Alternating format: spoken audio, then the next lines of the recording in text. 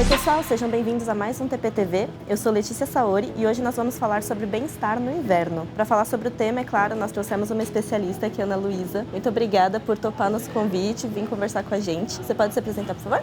É um prazer estar aqui com vocês. Bom, Ana Luísa Tavares, psicóloga, mestre em Psicologia da Saúde e atualmente eu coordeno o setor de Psicologia e Saúde Mental dentro da plataforma Conexa. Bom, vou começar com a primeira pergunta, que Vamos lá. se o inverno realmente afeta o nosso humor, se isso interfere na nossa saúde mental e como isso funciona. A gente tem sempre que entender que nós somos seres biopsicossociais, ou seja, a nossa biologia, a nossa fisiologia, o nosso psique, a nossa saúde mental e o nosso entorno social, eles sempre vão ser fatores que vão afetar a nossa saúde mental ou o nosso humor. E quando a gente fala de inverno ou baixas temperaturas, a gente está falando de alterações fisiológicas no nosso corpo. Então, quando a gente tem diminuições de temperatura ou muito drásticas ou aquelas que o nosso corpo demora um pouco mais para se equilibrar, a gente tem alterações hormonais, a gente tem alterações de produção de vitaminas. Então, o que acontece? O nosso humor está intimamente ligado com a nossa produção hormonal. Então, se a gente tem alterações de temperatura, como são as questões de inverno ou até do verão, a gente tem alterações de humor, o que pode provocar o que a gente chama de alterações ou transtornos de humor sazonais, que são esses que ocorrem quando a gente tem variações de temperatura muito bruscas. Pesquisando um pouco sobre o tema, eu me deparei com depressão sazonal. Isso existe? Isso existe. Ele é muito mais comum, de ser identificado e ser um tema a ser abordado e tratado nos países em que as latitudes são muito grandes, ou seja, tem muito frio, países que enfrentam tempos de outono e inverno muito extensos, ou verões muito, muito intensos também. Ah, nos dois lados. Exatamente, por isso que a gente fala até das depressões sazonais de inverno e de verão. Mas falando um pouco mais da depressão de inverno, a depressão sazonal de inverno, a gente tem esse atrelamento com a diminuição da temperatura. Então, se a gente enfrenta a diminuição da temperatura, a gente vai enfrentar o quê?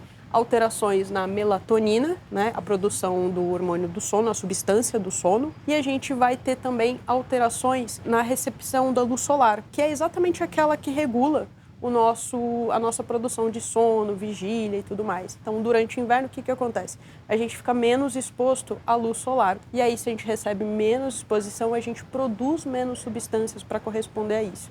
E aí, alteramos o nosso humor. Caramba! Tudo está interligado. Você falou um pouquinho sobre hormônios e um dos hormônios é aquele que regula o nosso sono. Isso também afeta a nossa saúde mental? Qualquer alteração que o nosso corpo tenha que enfrentar, ele é entendido como um estresse. E aí, se a gente não tem condições para adaptação, o nosso corpo não tem condição para adaptação a esse estresse, ele acaba virando um distress, que é o estresse negativo. E aí, o que acontece quando esse distress se instala no nosso corpo? Alterações no equilíbrio hormonal. E aí, a gente está falando da melatonina, que é aquela hormônio ou a substância que quando a gente precisa se adaptar para o sono, ela entra em ação. Quando a gente tem baixa exposição à luz solar, a gente tem uma grande produção dessa substância. Então a gente fica mais sonolento, a gente fica mais cansado. A preguiça bate. Preguiça bate. E a gente tem alguns hábitos culturais também que estão envolvidos quando chega o outono e inverno, que é aquilo de ficar mais em casa, não sair para praticar esportes, atividades, desregular a alimentação. Então, o que acontece? A gente acaba associando todos esses fatores e aí a gente vai prejudicando e desequilibrando ainda mais a produção desses hormônios e aí ficamos mais cansados. Outro fator que altera bastante a questão do sono também é a exposição da vitamina D. A vitamina D, a gente precisa absorver vitamina D no nosso corpo para a gente fazer regulação de musculatura, proteção da nossa imunidade. E aí, quando a gente não se expõe à luz solar, que é o que mais acontece no outono e inverno, que a gente fica mais dentro de casa, mais recluso, então a gente fica menos exposto a essa produção. E aí, o que acontece? Junta a melatonina, nos inundando, deixando mais preguiçosos, mais cansados, com vontade de ficar debaixo do edredom. E aí a gente tem baixa vitamina D, baixa a nossa imunidade, vem aqueles períodos de resfriamento, que ficamos mais resfriados. E aí o nosso humor, quando a gente fica doente, quando a gente fica gripado, não tem como ficar de bom astral, de bom humor, né? A gente acaba sendo afetado em relação a isso. E aí acabamos ficando mais deprimidos nesse sentido. Um ponto interessantíssimo em relação à depressão sazonal é que ela é entendida como começo, meio e fim, né? Ou seja, passados esses períodos de alteração das estações, essa depressão ela tende a diminuir e a pessoa tende a voltar a sentir-se, né, na sua funcionalidade. Só que é um ponto sempre de atenção. Quando estes sinais, esses sintomas, eles não passam, isso significa que está extrapolando da questão da sazonalidade e pode estar caminhando para um episódio depressivo mais severo, mais grave, que é onde a gente sempre sinaliza a busca pelo acompanhamento, tanto psiquiátrico como psicológico. Entendi. Também. Então aquela preguiça que a gente sente no inverno, então a gente nem precisa se sentir muito culpado, porque também tem todo o fator hormonal e de clima, tudo isso afeta. Exatamente, a gente não tem que sentir tanta culpa, porque é uma resposta do nosso organismo a essa baixa temperatura, mas a gente também não pode ficar passivo, né? Porque aí a gente está, de fato, agravando essa situação. Por isso, quando a gente tem uma rotina de hábitos de autocuidado saudáveis, né? A prática de exercícios, sair para fazer algumas atividades físicas, tudo isso colabora para a gente manter minimamente um equilíbrio. A preguicinha é bom, mas a preguiça com o entristecimento, com os sinais ali que são prejudiciais para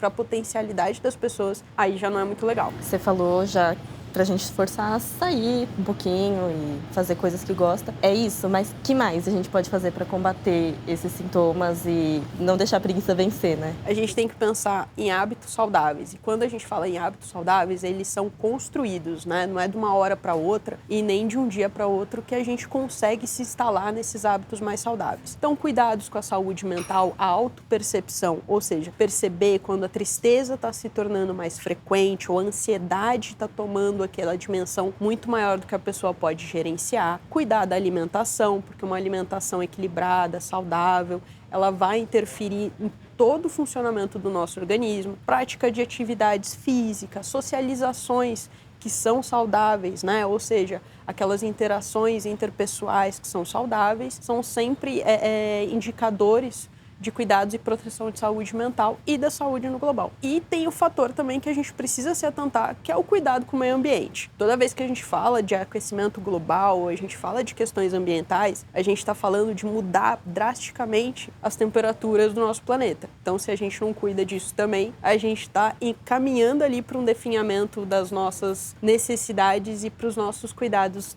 E isso influencia na nossa saúde mental também. Você citou as atividades físicas, né?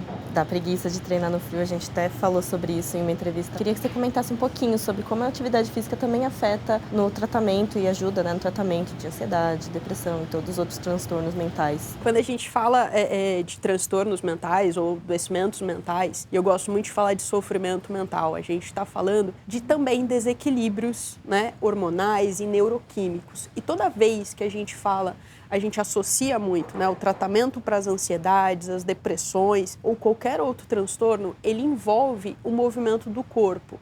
Porque toda vez que o corpo se coloca em movimento para uma atividade física, ele vai se autorregular. Então é importantíssimo, faz parte das práticas terapêuticas também, assim como a psicoterapia, a inclusão de atividades físicas para esse autorregulamento do organismo. E aí aumenta as produções de serotonina, adrenalina, tudo isso contribui para a regulação do humor. Muito bom, gente. Então, muito obrigada pela sua participação, por topar conversar com a gente, compartilhar seus conhecimentos. E pessoal, não esqueçam de deixar o like, se inscrever no canal e até o próximo TPTV.